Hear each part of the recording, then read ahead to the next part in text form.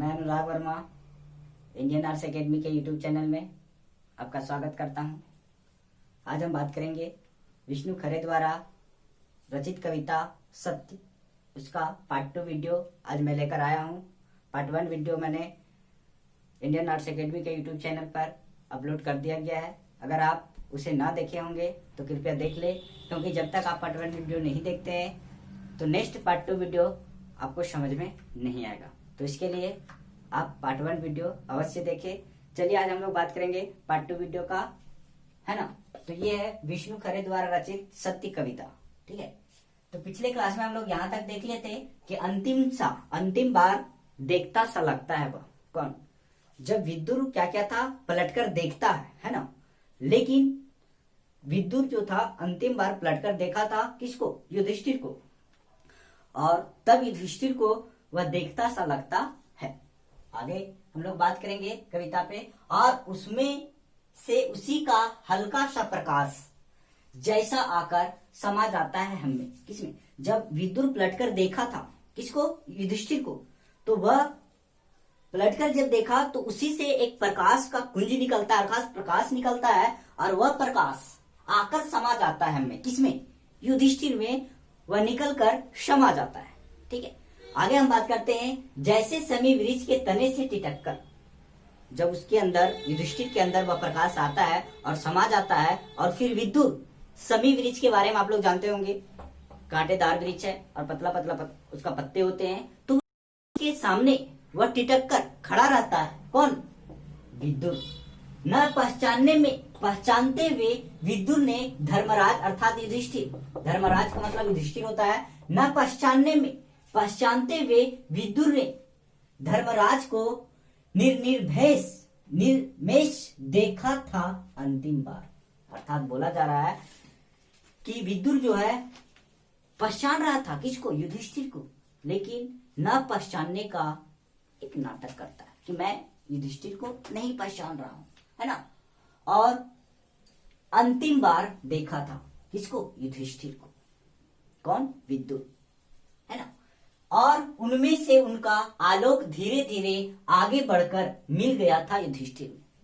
और जो प्रकाश का गोला निकलता है किससे, विदुर से, और वह धीरे धीरे आगे बढ़ता है ना। और धीरे धीरे आगे बढ़ता है तो वह फिर प्रकाश का गोला आकर युधिष्ठिर में समा जाता है ना।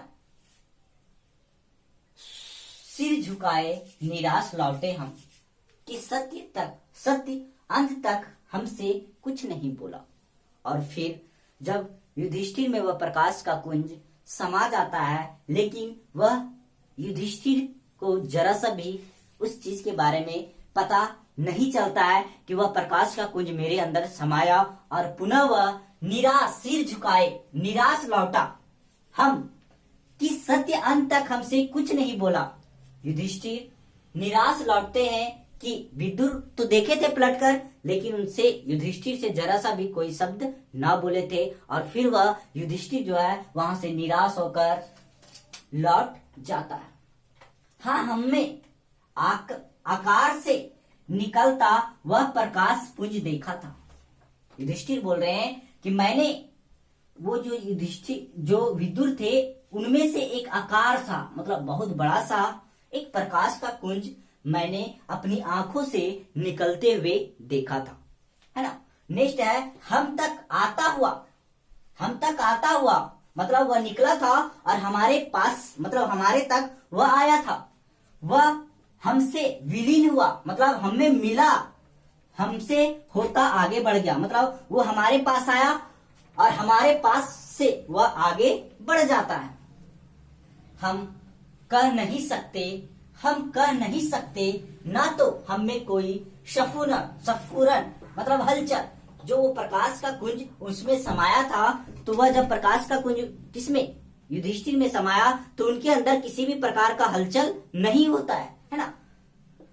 ना तो हमें कोई स्फुरन मतलब हलचल, है ना, किसी प्रकार का उनमें हलचल नहीं हुआ, और ना ही कोई प्रकार का ज्वर हुआ, है ना। किंतु शेष सारे जीवन हम सोचते